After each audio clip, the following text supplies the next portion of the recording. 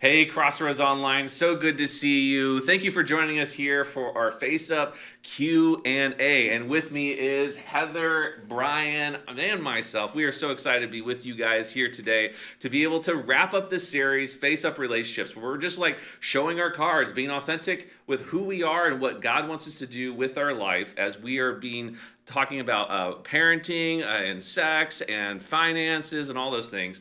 This entire conversation we're going to have is based off of our message from the weekend, which we just finished up, which is really great. How'd you feel, Pastor Brian, about that message? So yes? fun. Yeah, good. I think it was pretty good. I think we think so too. All right. So anyway, guys, if you are on Facebook or YouTube, I encourage you to go to crossroadsgrace.org/online, and there we'll have a chat host available for you. You can even ask questions live in the chat, just so that we can have an opportunity to be able to engage with you as an audience. And our chat host, Ashley, thanks Ashley for doing this again. You're doing a fantastic job. Ashley's going to put links in the chat. She's also going to put some of those questions in there so you can follow along. Also want to let you know that if you catch this live and want to watch the rest of it, just go to our YouTube page or Facebook page as well. You can find out information in those previous Q&As that we've had before, and it's just a great way to get connected and be able to find out more information on what God wants us to do in and through our relationships. Hey, let's talk about that message real quick, Hey. Pastor Brian. I think you really did a great job throughout the entire series, but I think this particular statement that you made at the beginning of the message from this past weekend really kind of summarizes the whole series in a way, and I just want to get your thoughts on it. And Heather, jump into in the context of relationships. You said when we have transparent relationships, we're choosing to keep our eyes on God instead of on ourselves, and so many problems in our lives or relationships would be solved by simply having our eyes on the right thing. If you could just talk about like someone who might be struggling with that sense of being willing to be authentic with what's going on in their life, with being authentic in their relationships, just speak into the potential that they need to live that out a little bit. Yeah, well, I mean, I wish it was this profound idea, but it's like throughout the Bible. That's basically what it talks about. If you keep your eyes on Jesus, that you're going to be following him more fully. Now, I think it's also important to realize that as we say those things, that it's not a foolproof plan. Like if you just rub the lamp the right way, everything's going to be perfect, because life still happens. It's still very difficult. But the critical thing is if you focus on Jesus, you actually have an immovable object that's going to be able to keep your eyes fixed on, as opposed to the world where it's this fleeting thing of, oh, this is going to make me happy, that's going to make me happy, she's going to make me that, whatever. And so I see so many relationships that get derailed because they don't have a fixed goal that they're setting their eyes on Jesus. And if they would do that, they would be able to avoid all the pitfalls that they come through. And I was just talking to Pastor Ed a little bit ago. This idea, as I came back to it, is it's maddening to me to understand all these relationships that end in divorce for the exact same reasons over and over and over, yet nobody decides to do anything different. But what would it look like if we did something different? Focused our eyes on Jesus and just said, hey, your way's best. Or at the very least, I'm going to give you a go. Let me try it for 6 months and see how it goes. Because if we actually would trust him, it's amazing the difference that would happen. Yeah, that's really cool. Heather, any thoughts that you want to add to that? Yeah, it always comes back to the pyramid of priorities for me: God, spouse, kids, everything else. And it's easy when we're not intentional and focused to get it out of order, and then we just see our life reflect it. So if we don't have a goal that we're shooting for, a direction, if our priorities are out of order, then life quickly reflects it. Yeah, that's so true, so true. Well, another one of the moments in your message kind of near the end as we're talking about discipline. Yeah. And one of the questions really reflects this too. I have a longer quote of yours, but it says, and discipline is not just a form of punishment for doing things wrong, but discipline is important in all areas of our life. We can instill discipline in our kids through their eating habits, their chores around the house, how they spend their time and money when they go to bed, and even how much time they are allowed on video games. All of it is an opportunity to teach them discipline so they won't avoid it later, but embrace it in every area of their life.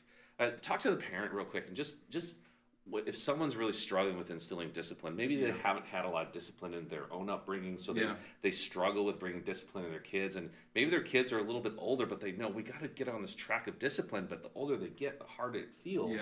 how can they start taking steps towards building discipline in their family? Well, you hit on something I think it's really important. If you start at a younger age, it becomes exponentially easier. And so I think it's almost like two answers to that question. So if you've got young ones at home, the very simple thing is start with just a very basic thing. We pick up our toys before we go to bed. We do these little things that everybody has. Clean up.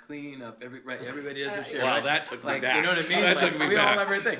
So just these easy things that instill discipline in them. Even as the basic of, you get in a routine when it comes to going to bed. You brush your teeth. You do these, like it's over. So if you've got young ones at home, and that could be anywhere from like 10 or younger, I don't know what's young. But then as they get older, I think if you've started that younger, then you can easily continue that further on. Now, if they're older, then I think you have to, as I've seen, and we were talking about this earlier, about explaining the why behind it to our students and to our young adults, I think is important to be able to see that. Understanding that the world that they're going to be living in is asking them to do the very bare minimum to be able to get the maximum effort. And I think we have to understand that that's the culture win, but that if we can explain the why and show the benefit to that why, there's a lot of benefit to, or they'll see the benefit to wanting it in their lives. But there also is this reality that we can't sugarcoat it. And we just have to tell people that sometimes, as it said in Hebrews, this doesn't always feel good, but the result of it is going to give you something that's even better. Mm-hmm. So it's this long suffering for something that's really great. And now that's hard to sell, but we all know that at the end of it, it's going to develop even more. What do you think about that? That last statement, that's a lot of life. Yeah. Like, it's worth the wait, but you have to put the time in. Yeah. I just was thinking that if Moses, or God's conversation with him on Mount Sinai, and he's talking about, if he's going to talk about honoring your mother and your father, then obeying your parents, then it's a big deal. And he's setting a precedence there that he has put us in charge, but with just the most special gift in the world. So we want to honor that. So I don't think it's ever too late to start with discipline and caring for them. I think it's way easier when they're 2 to model what that looks like than 12. But I also think it's not too late to say, hey, we're going to try something new. Just like your answer to the last question, starting something new in your family, and then you got to be willing to model it yourself. Like if you're going to tell your kids they need to offer forgiveness and receive it, then you have to be willing to like apologize to your kid. You have to model that behavior as well. But I would say it's not too late to start, but it probably, the older they are, the more honest of a conversation you have to have of, this is starting way too late, but we want to try it. Well, and I was just thinking of this, that actually what something that you just said is that if you want to instill discipline in your kids, you have to be disciplined to discipline, right? Yeah, right. So I see so many parents that tap out so quickly because they just don't have the discipline to maintain discipline. And so it always is going to come back to you. Sorry, parents. Like, it's going to come back to you guys, you know. And Heather, what I love the fact you're joining us is like, so you're our next gen director. So you get a chance to influence from birth all the way through. Like, so your insight's going to be super important. So I'm going to be really quiet, learn a lot from you today. So I appreciate you being here. So. Thank you. Well, hey guys, just a reminder that our discussion is based on the message from this past weekend. If you're interested in checking out that message, I'd encourage you to go to crossroadsgrace.org/services. You can listen to the message. Go to YouTube, or you can go to anywhere where you download your podcast, and you can listen to the message there as well. Well, let's kind of dive in a little bit. The first question is, what's the best approach to balancing discipline and love when parenting my kids? Yeah. So what was interesting about that question is that it seems to put those two in two different camps. So it says, how do I balance both discipline and love? And so what that's saying is that if I love someone, then I shouldn't discipline. But if I discipline them, I'm not loving them. And the truth is that that's not really the case. I mean, Hebrews 12 tells us that a good father disciplines their child because they know that in the end, it's for their benefit. So I think maybe just reframing how you consider that question, that when you discipline your child, you still are loving them. You're just loving them in a different way. And in fact, you're loving them in a way that's going to help them dramatically in the future. Now, I will also say that you have to balance that, because we also read in Scripture says that you're not to exasperate your kids. That's specific to fathers. But what I think is also, there's a point in which you can go too far. But I don't think that you're truly loving your kids if you don't love them through some hard things too, not just all the fluffy stuff. So I would be careful about that definition. But what would you say to that? Yeah, I agreed. I kept thinking of Hebrews 12 and what it talks about with discipline. But I also was thinking that there's a difference between punishing someone so they're afraid versus disciplining in love. And part of it is, my husband and I, Sean, we always say we want our kids to be innocent but not naive. So we want them to be aware of what's out there but not have to participate to fully understand what it means. So we fill them in a little bit. And when I think about what that looks like for them, I think when they mess up, I want them to know that I'm a safe person to come to, but we also are going to have to deal with it. So if you mess up royally, like, call me. I'm your mom. I got you.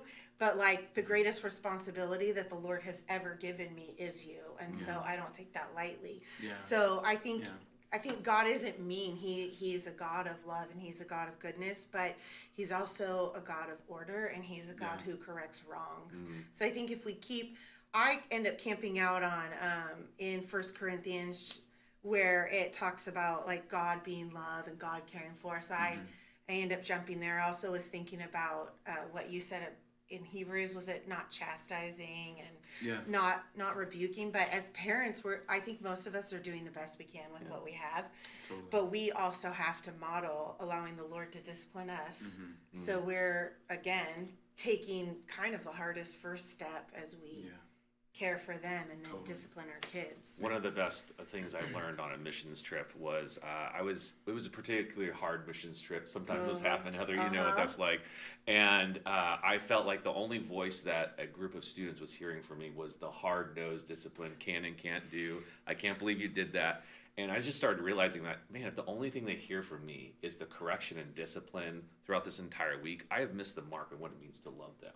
And so I started adjusting. While I was still held to discipline and making sure that rules were followed and enforced, I also was way more intentional, even overcorrecting, and just saying simple things like, I love you at the end of the night, when I'm, like, literally turning out the lights. Like, all right, guys, I love you. You know, something like that, so that they hear more of that. You know, some parents can get into a spiral of discipline, whether it's because their kids are acting up, or maybe there's a lot of stress going on in the family and home life.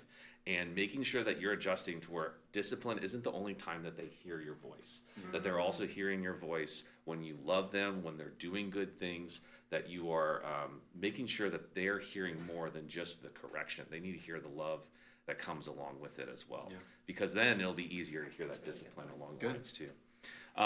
Next one. When do I know the right age is to give my children their cell phone? Man, I have a 8-year-old and I have a 4-year-old. I am terrified of giving them a cell phone anywhere in the future. What do you guys do? What do you guys think? Well, you handle this a lot. You've got junior hires. You've got parents asking you that. This is like a common question, which is hard because it is so subjective. Because it's kind of the same as a parent when you're disciplining your kid.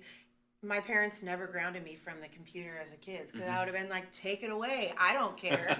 But when they said no phone talk time, I was like, oh my gosh. So part of it is understanding who your kids are, but I like to think of it as, one, you don't need to worry about what other families are doing. You need to worry best about preparing your own family. And then the big thing is thinking of preparedness over protection, because your kids will grow up with tech. It is the way of life. I bet you there's not a first grader in our entire state who doesn't have a Chromebook or something similar to do their work on, and it's not full protection all the time. And I always think about how I'm not trying to raise like a really good 12-year-old. I'm trying to raise a healthy adult who's going to be functioning in the world, and not just barely. Like, I want my kids to succeed in the way they care, in the way they give love, receive love, not just in their job or the dollars they bring in, but the content of their character. And so part of that, I do want to protect my kids from stuff, but I want them to be prepared. So that's talking about what to do in situations. That's having the conversation with my kids. If anyone ever sends you anything they shouldn't, and you don't send a screenshot to me to give me the heads up, and I have to find it through maybe the modes of protection we put on your phone, or see it in an app, or whatever kind of technology you're choosing to agree with, like, that's not going to be good for you. Because go ahead. Oh, I'm so curious. Like, how do you know when to have those conversations? Because I think it's similar to the sex talk in some ways. What does it mean to have a conversation with an 8-year-old who's, these are these different parts of the human body versus a 13 or 18-year-old, right? Where you have these conversations when it comes to technology and when to approach you about, like, maybe someone's crossed the boundaries in that. How do you even know, like, okay, I should be talking about this? It's just like, you've just been in student ministry so long, so you just know the problems, you've seen the horrible things that have happened, or is there some other trigger you're like, oh, because I'm about ready to give them access to a phone? Like, what are some of those things you think through?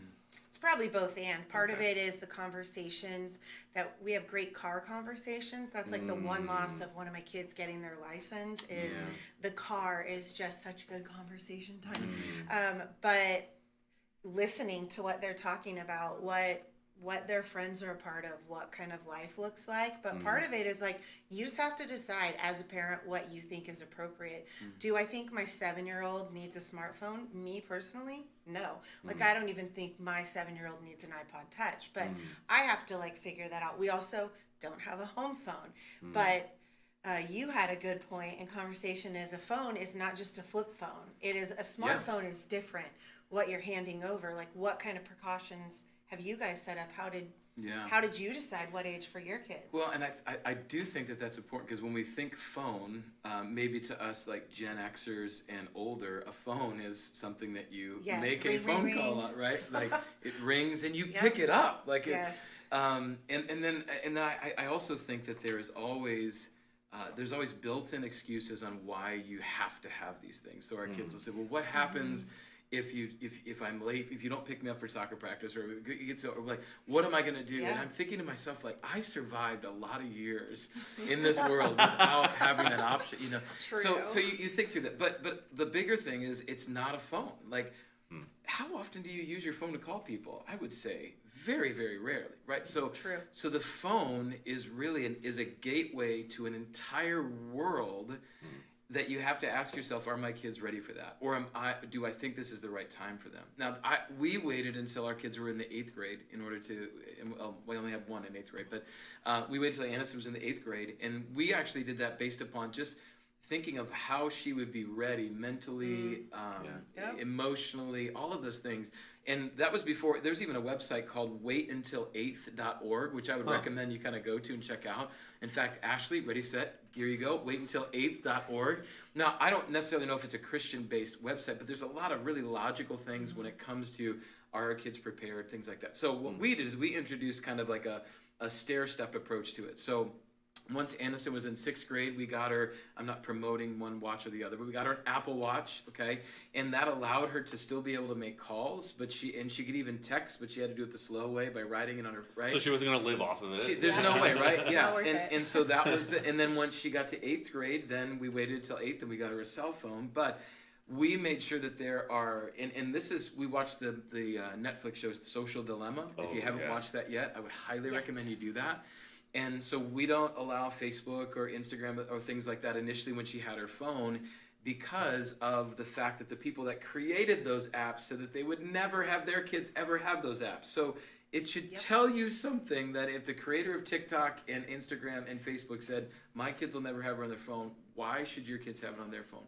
So I think that's important to kind of think about. And so we stared. Now, what we've learned, and this is only in our world, is that when Aniston became a freshman in high school and she plays volleyball and she's wanting to be recruited for different schools, you have to have a YouTube account and you have to have an Instagram account in order for schools to be able to interact with you and see your clips and your highlights. And so that somewhat forces your hand to have to open those areas up. But you, as a parent, can always know the passwords. You can always know the things that are on there. So you just have to really maintain control over those things.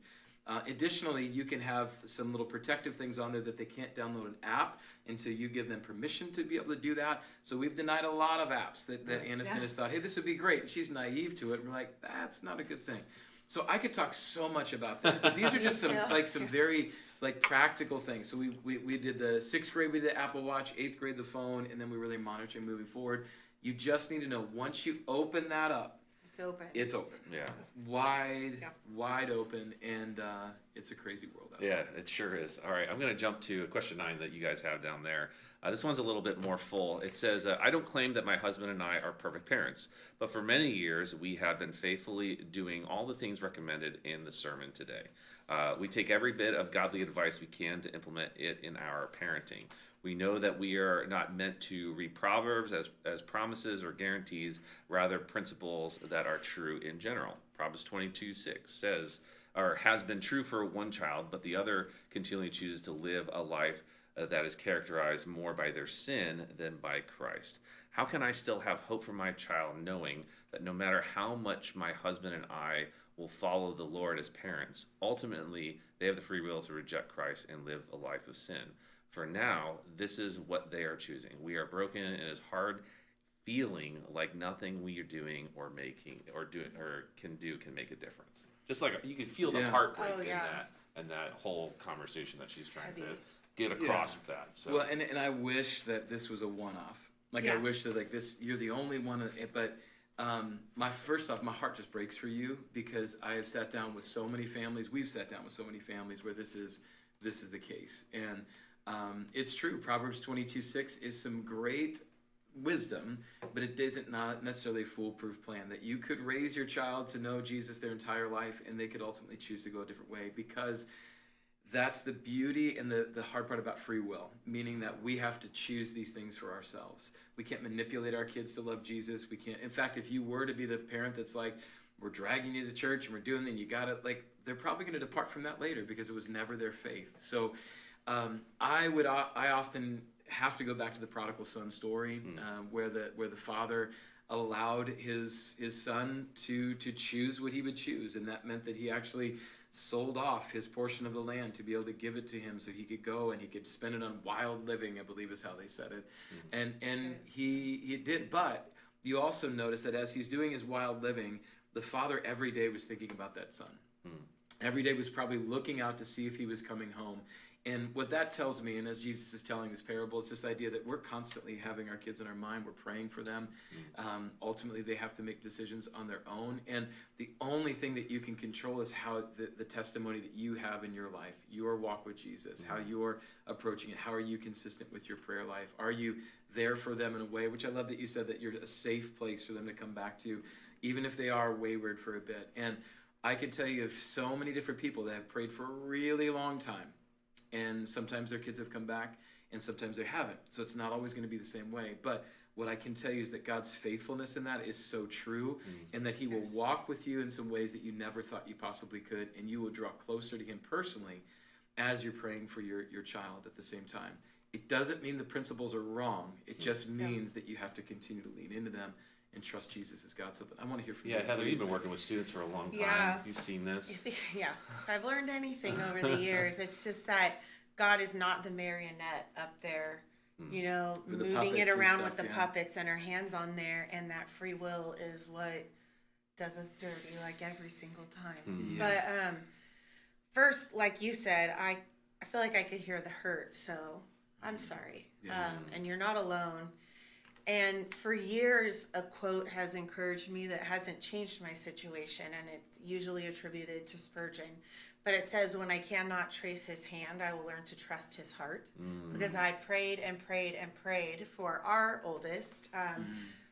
Long story short, in our family through adoption, we adopted older and then have a couple bio, and prayed and asked the Lord to change hearts, to change brains, to change minds. And I still don't understand why the change didn't happen. And it's not over, it's not over.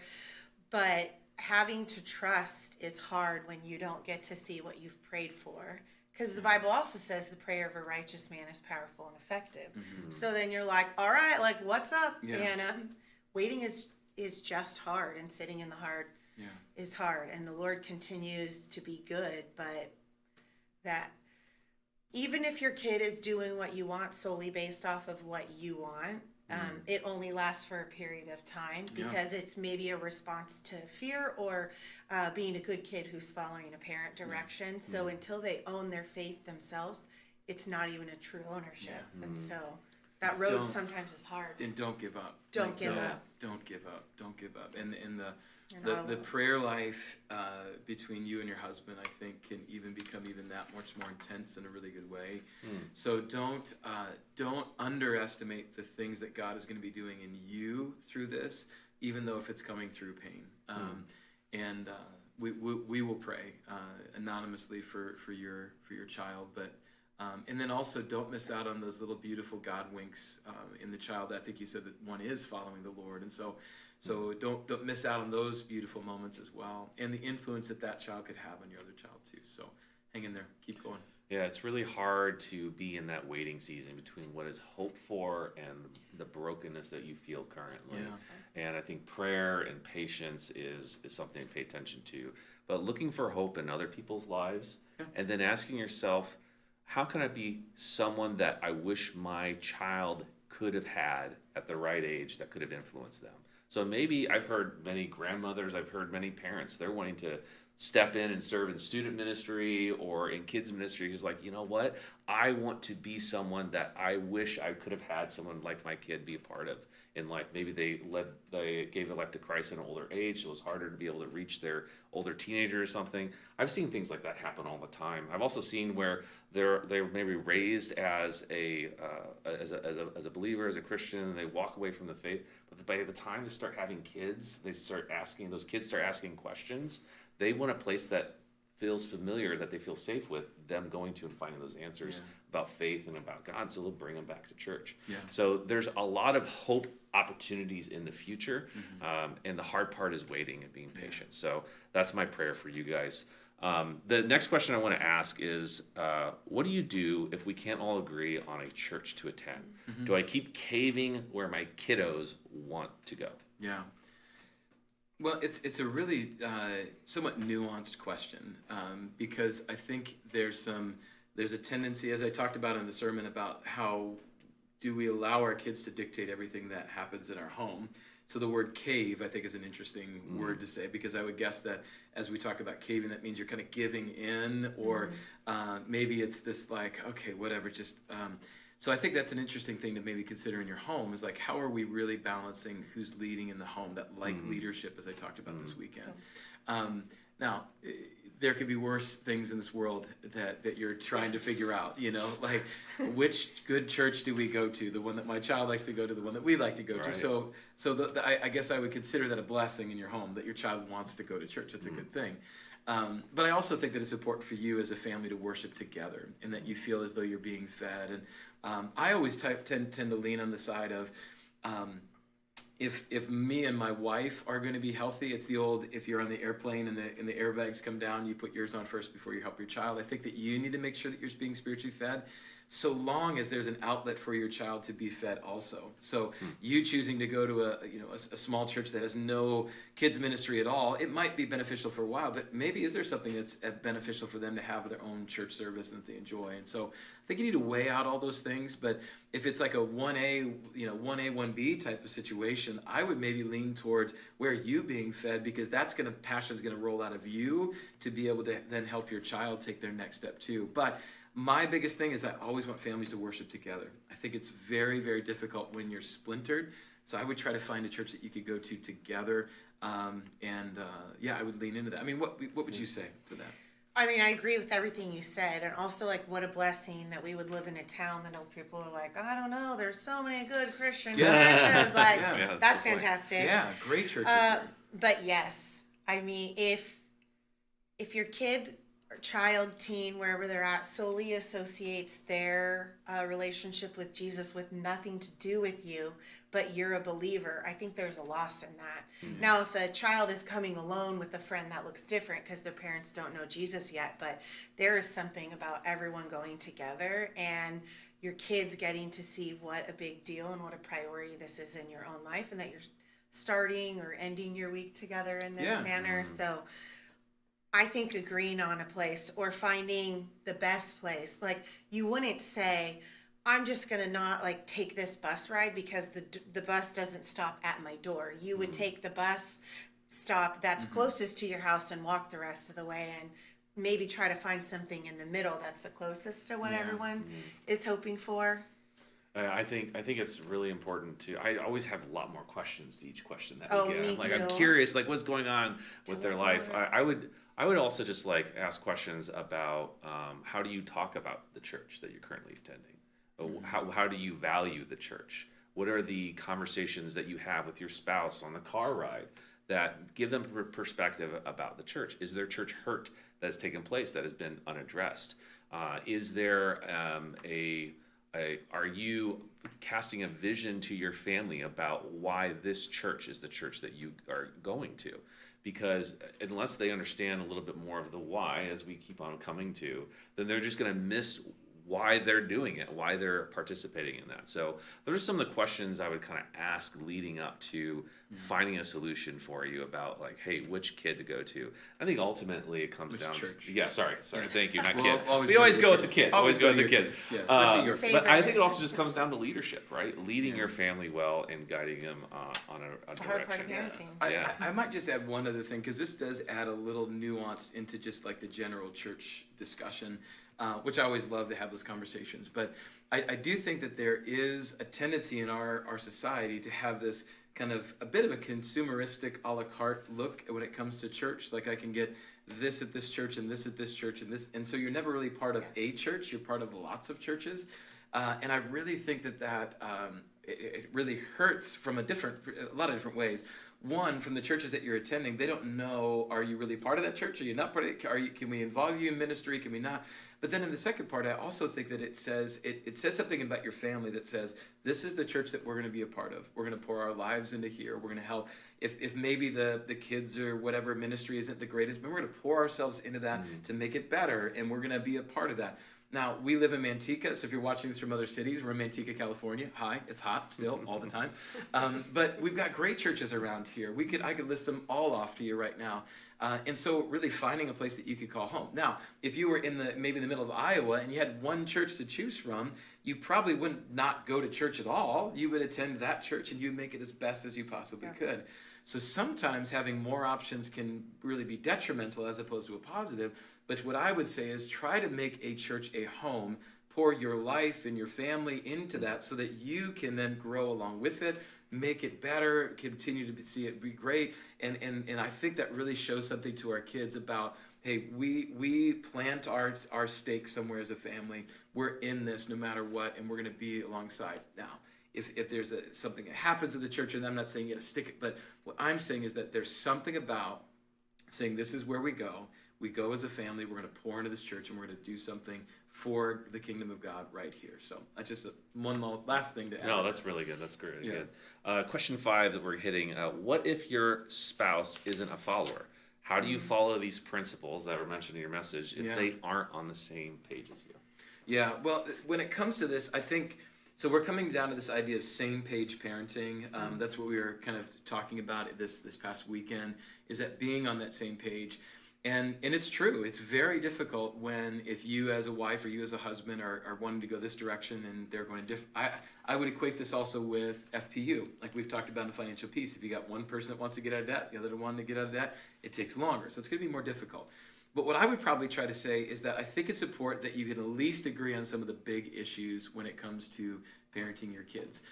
Some of the big rocks, if you use that old analogy. And if you can at least agree on those other ones, then maybe some of the other things you have to hold loosely. And as you're praying for your spouse to come and meet Christ, that you kind of work through those together. But making sure you're on the same page for the big rocks is at bare minimum the most important thing. And then also not wavering on things that you truly believe are passionate about, especially when it comes to Christ.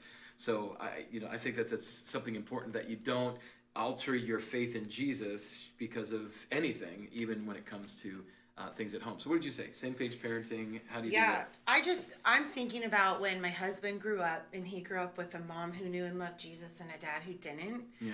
And it wasn't what his mom ended up saying that stuck out to him. It was that she stayed true to her walk with the Lord over Love the that. test of time. Love that. And his dad, on his deathbed, gave his life to the Lord. But as a child, he never got to see that in the parent realm. So I can't imagine that it's easy. But I would say stay true to your convictions that the Lord has bestowed upon you. Yes, yeah. But figure out what your big priorities are. And maybe don't let the small things take you off to the side, because there's some big differences there. So you're going to find your core character things that matter together. Yeah, that's really good. That's really good. Next one is Psalms 127, verse 3 to 5 says, in part, they will not be put to shame when they contend with their opponents in court. What does this verse mean in the context of dealing with an ex and court hearing for custody? How do I remain a proper Christian and not shame, but still fight for my children? I have the verse here. Do you want me to read that too? Yeah, that would be good. Yeah, let's do that. Children are a heritage from the Lord, offspring a reward from him. Like arrows in the hands of a warrior are children born in one's youth. Blessed is the man whose quiver is full of them. They will not be put to shame when they contend with their opponents in court. You see lots of families that get torn up by this. What would you say? Yep. Well, this feels more like a adult to adult, maybe not even a parenting question, but like if I'm looking at the core of it, I think that if I understand it correctly, you either have a mom or a dad who's really on a different page than their ex, going through a divorce and trying to figure that out. Yeah. I mean, I think honoring the other parent to the best of your ability is a really healthy model for your child, but also not knowing someone's extenuating circumstances. You can't know all the background information, and also knowing as a parent that I'm going to fight on behalf of my kid. Like when they can't speak for themselves, I'm going to do it. So that's a really hard spot to be in. Yeah. Well, I think also that it's just worth saying that this is unfortunately the byproduct of the pain of divorce. Like this is just you sometimes have to call that for what it is. Like it is so painful to see this happen, and I'm so sorry that you're going through this, and whoever might be going through this or still is in the process of going through this. Because although a lot of times people think divorce is this easy, clean, we'll just go our separate ways, man, when kids are in the middle, there's frayed rope that's always there that will really never go away. You know, the magic idea of, well, once they're 18, we'll never, that's not true. You always are working together, and you're going to have this child together, which is important. So I think we just need to be mindful of that. And then also I think within the question is similar to that first question we talked about, is maybe this this thought that I can't be a Christian and fight for what is right. Like for instance, for some reason those are the same thing. Like I either have to be a Christian and get rolled over, or I have to be this person that has to do what's right, and it doesn't matter who's in the way, I'm going to get what's right. So you can still be a Christian and fight for what's right. Like you can still fight for your kids. You can still fight for what is right. That is completely fine. Biblically, you see that all the time. But what we have to make sure is that we never lose an opportunity to be Jesus to not only our child, but even to those that are around us, that are within the court system, to the lawyers, to your ex-spouse, whatever it might be, that we never want to lose our witness for Jesus as a result of that. And so Psalms 127 is a powerful verse. It is very true, but I do believe that you can stay true to what Jesus says. You can honor one another in the middle of even difficult situations and continue to fight for what's right for your children, and still be honoring in God's eyes in that process. It pains God to see divorce. It's all throughout Scripture. It's a painful thing. But what we can do is we can try to redeem something that is painful for him by showing our kids, even in the middle of the hardest situations, this is how a Christian deals with difficult situations. So what would you add to that? Yeah, I think Jesus' words of, not knowing the context of the conversations or the family background and what has led to the divorce, I can imagine there's a lot of brokenness, and that you see your ex as an enemy in a lot of ways. But even Jesus says to love your enemies as yourself. Yeah. Even though there's brokenness, there's hurt, there's woundedness, Jesus experienced brokenness. Jesus was crucified on the cross. He was beaten. He was flogged. He was rejected by his closest people. And yet he still called people towards love. And he still modeled that love. And I think that unfortunately, well, as the more broken of an experience of life that we're going through, the more opportunity we have to share an experience of love that is real, and even better, to model that for your kids. Because that will speak more volumes in the long run, not just about your relationship with your ex-spouse, but also your relationship with Jesus. And I don't know how many kids come down to blaming God for the brokenness that they've had in a divorce, and they lose their faith as a result of it. But if you're living out something better and different, greater than your circumstances, I know it's hard, I know it's difficult, and you shouldn't do it alone. But I think there's a greater kingdom win there in the end. So that's what I would say. Good stuff. Last question: how can I foster open communication with my children, especially as they enter their teenage years? Heather, let's hear it. You're the expert. You deal with teenagers all the time. Let's go. Don't give up. Do not give up. I don't care if your kid acts like they don't care or if they think you're a nuisance, but don't quit trying to connect with them. It is a big deal.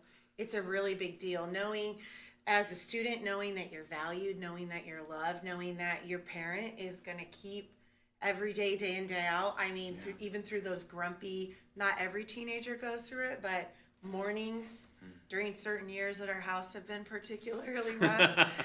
And don't stop trying to connect, and don't stop asking questions, being curious about their life, and comment on what they're saying. Like, hard to an 11-year-old is still hard. So as a parent, you have the opportunity to not minimize what that hard is for them, but instead to say, wow, that sounds really difficult.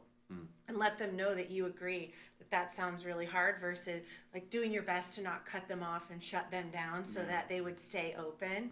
But I would say that a lot of times face to face, like sitting down at a table, isn't always ideal when there's not an extra thing to do. Jimmy, our CR pastor, says he gives out free coffee because just holding that cup of coffee lets you feel like you have something to do. So, I mean, I don't know if you need to shoot hoops. I don't know if you want to chat while you're prepping for dinner.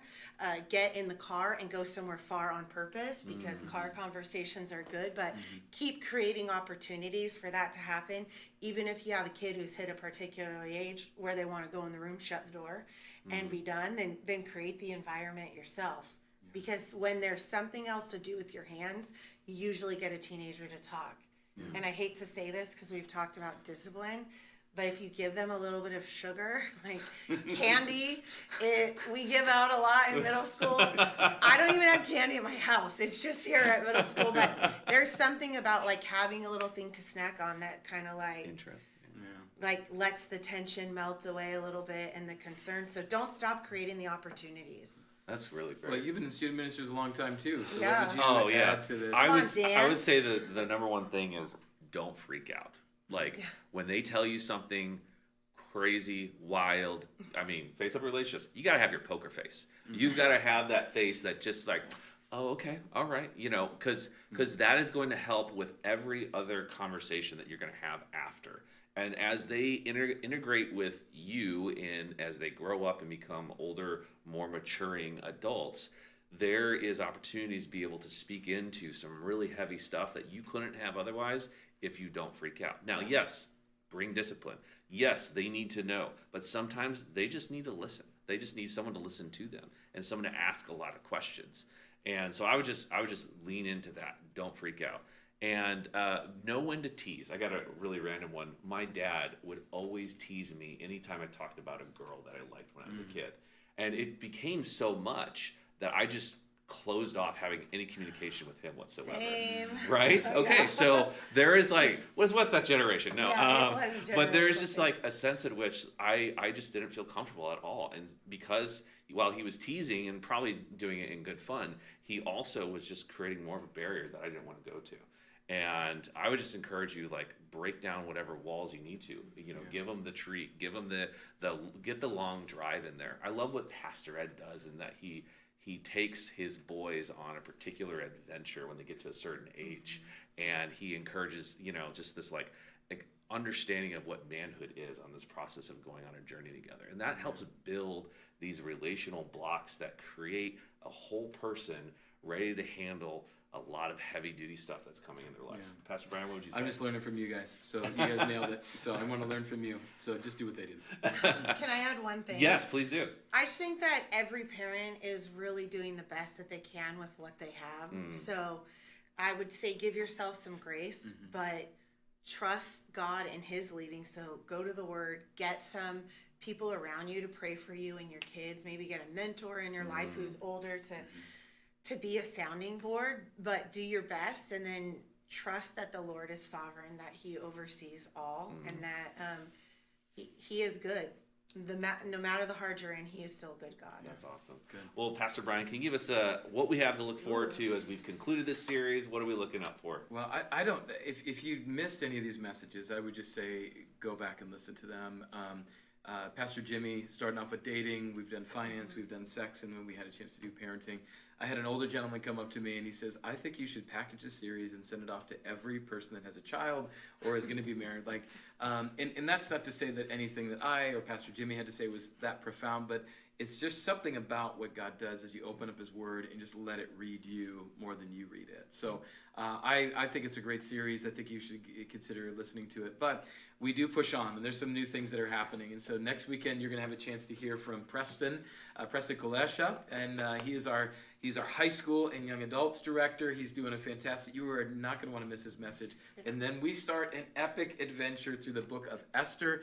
It is not your normal look at the book of Esther. And so we are excited to do that together as an entire church, our kids, our students, our young adults, everybody's studying the same thing. And that'll take us all the way to the very wonderful time of the year, Christmas. And so you're going to love it. But great chance to invite a friend to this. You're not going to want to miss that opportunity. Bring your Bibles, write in it, dive into it. But more importantly, just keep attending church. We said last weekend, if you attend church, statistically it'll show you your divorce rate is cut in half. And then if you start to pray together and start to, oh my goodness, it's amazing what it'll do for your relationship. So attend church, do it regularly. Join us at Crossroads. We'd love to have you. But wherever you're at, if you got a good church around you, go to that one too. That's fine too. But if you want to come to Crossroads, we'd love to have you.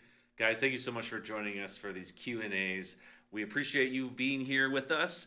Tag, you're it.